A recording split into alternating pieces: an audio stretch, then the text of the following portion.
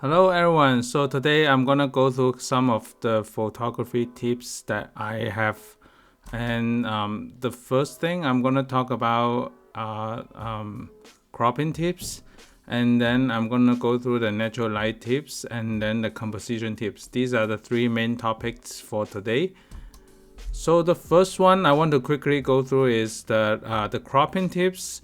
I have read this book, Portrait Photography from Snapshots to Great Shots, and I saw some of the very useful graphic that is good for reference. You don't have to be exact, but what I'm gonna go through is the green lights on this picture. I took a picture of that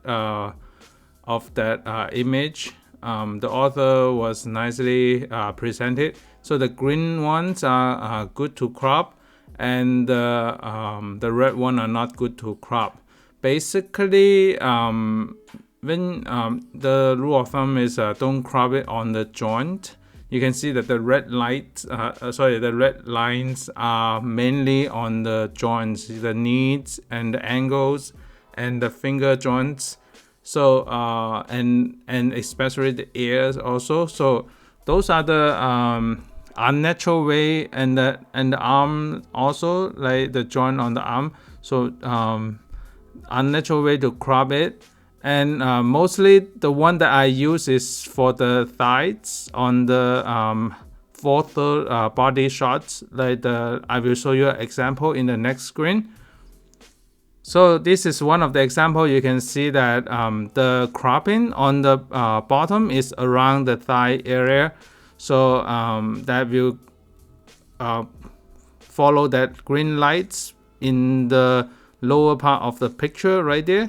So that's the first one that I use as this example, like for the green lines cropping. And just make sure that next time just keep in mind this green light, and you don't have to be exactly, but just make sure that it's not exactly on the joint point. So that's my main point.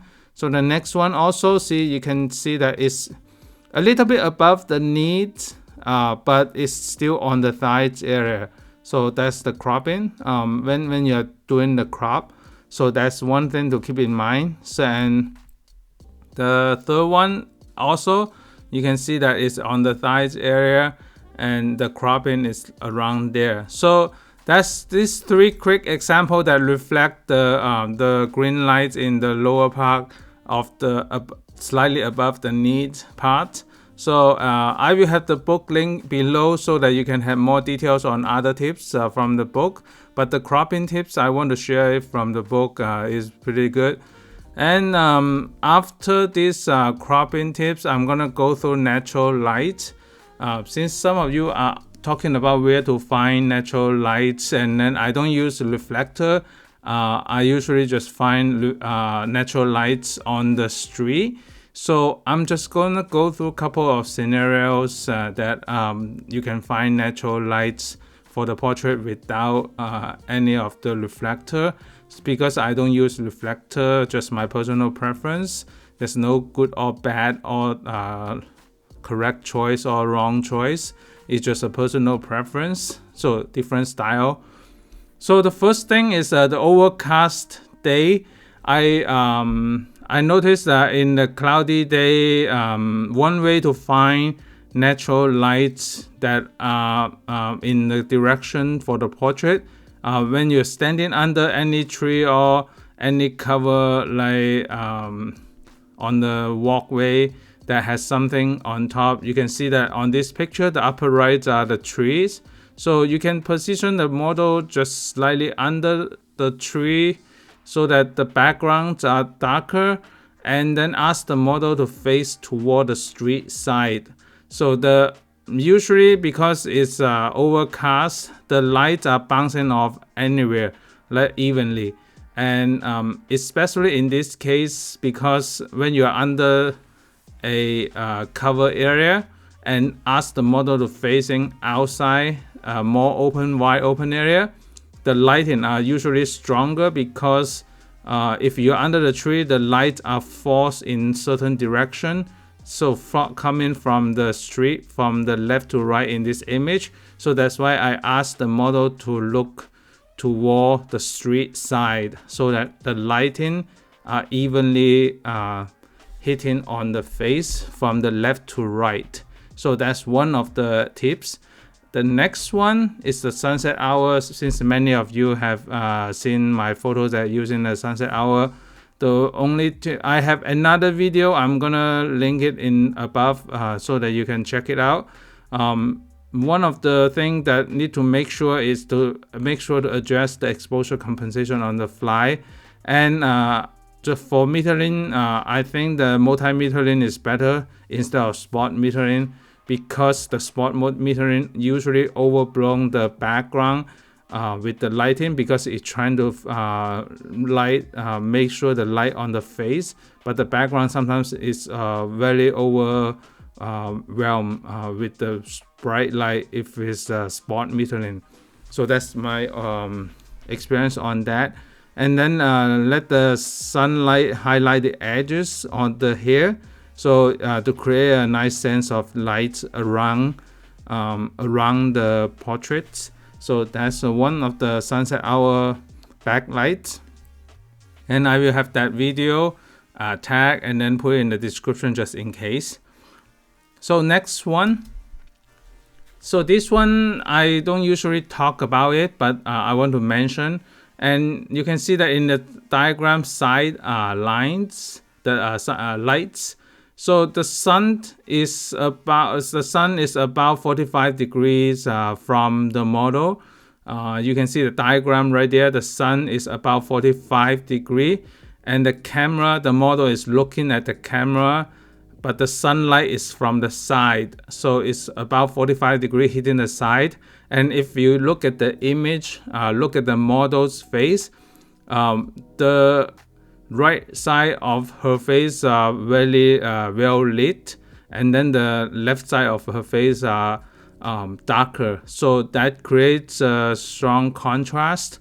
And don't turn a lot, because if turn a lot, the whole eyes on the left eye of her left eye will be very dark.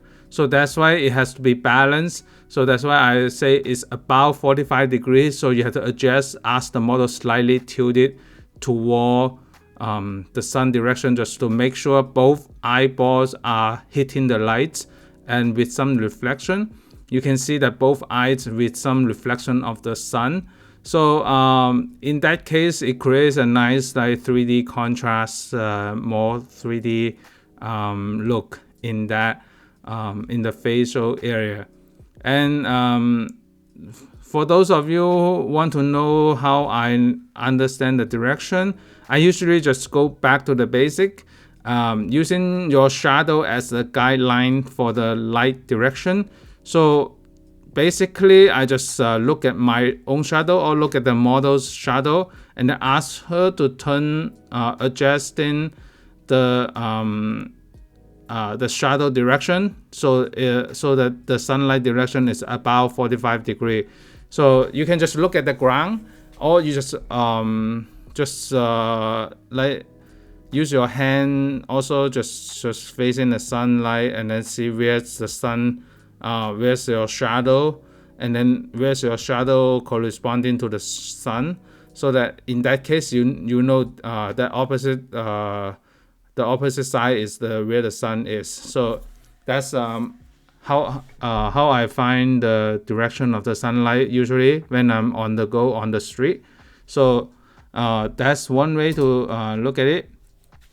The next one I'm going to talk about is the straight lights. So the straight light is a sunlight direction directly in front of the model, and in that case there's usually no shadow in the face area. So you can see that the face pretty clean. There's no strong shadow. All the facial area are in the lights. And usually in this case, if you are shooting in the midday around 11 to 1 p.m. Because the sunlight direction is pretty high, and usually if you ask the model to chin up a little bit slightly to help the light evenly on the face, because the sunlight is pretty tall, like high angle. So you can ask the model slightly chin up a little bit so that more even light on the face. You can see that if she's not chin up a little bit, she might have a strong shadow underneath the eye, both eyes. So in those situations, it will help. So those are my tips on like how to slightly direct the model. Just make sure the eyes and the whole face are evenly lit. So that's another example. These are the other examples that is slightly in other category. So the first one on the left side, there's very subtle sunlight in the evening hour, and but the background is the San Francisco downtown, and then the lighting is slightly from the right side of the picture, and if she directly look at the camera, one side of her face will be lit and then the other side will be not lit. So in that case, I will ask the model slightly turn her body a little bit toward the camera and ask her to look in toward the sunlight so that more of her face are lit. So it's pretty dynamic, and based on the light direction, you have to direct the model where to look. Usually looking toward the light direction will lit up the face in that guide right there. So that's a different situation on the left side. On the right hand side is the another example of the overcast day. It was a rainy day in that day with Natalie also. So we were under a garage, and then the garage, something on top, it was covering. So, and she's facing toward the street side. So in that case, the street lights are forced into one direction. The overcast lights pointing toward here, so toward her face evenly. So usually, if you are under a garage with a cover above, ask the model to facing outside, and you will get the natural light in that case, because it's overcast day. Overcast day, you will get the even lighting like that way. So the last one in the lower right is another picture that directs sunlight, but the thing I want to talk about is when you have direct sunlight, there are some interesting background. You can see the background is lit up in the same direction. Sometimes you get nice and interesting background with different pattern and texture behind. So the other thing I want to talk about is if you direct sunlight, make sure what the background, what kind of background you think about, what kind of background you want to lit up, because in that case the background also have to be cohesive with the image as well. So that's my 3 other examples. I'm gonna next I'm gonna go through composition tips, including leading lines, and be careful of the head space. Make sure not too many distraction around the head area, and then the foreground as well, a little bit of the foreground. Just in general, in pier, like in any pier with long walkways, you can use the walkway as the leading lines, and usually those pier, it has a nice repeated patterns to lead to the portraits. As in this image example, you can use the even if it's a 1.2 lens, it blur out a lot, but it still have the line lead to the body, and it still have a repeating pattern that you can see, and then lead to the focusing area. So repeating pattern and leading lines both complement each other. So that's one thing right there. Next one, I'm gonna talk about alleyways. Alleyways are pretty good for composition, converging the alleyway leading line to the portrait. You can see that on the ground, 2 lines are pointing, converging to the head area, and then this one also, the full body. The full body, you can see that both lines are leading left and right, and the buildings are also toward the same point on the body. So these are very helpful when you are in a narrow alleyway, especially narrow one. The narrow one has a lot of different background to work with and different texture as well. And for those of you in Europe or Japan, those I saw some nice alleyway that has a very narrow and then very nice leading lines that you can find there. And for those of you in the US, there are a lot of alleyways in downtown to use. This one in San Francisco, the picture, the example right here. And the next one, I'm wanting to talk about a little bit of the stairs. So using the stairs to lead the viewer's eyes to the portraits, especially when you lower the camera angle to use any interesting doorway as the background, just like any church or any like old traditional school. This one has an interesting doorway in the back, so I have to lower the angle of my camera, lower my camera to create a strong angle leading up to the doorway, and it feels like Harry Potter vibes right there. So using stairs as one of the things is good too. So the stairs are helpful as to leading the portrait from the lower to the higher steps. So from the lower step to the higher step, you can do it that way as well. And then before that, I want to talk a little bit of the foreground for spring flower, because the spring is coming up, and then you can use some foreground flower to frame the portrait to add the additional layer to the image.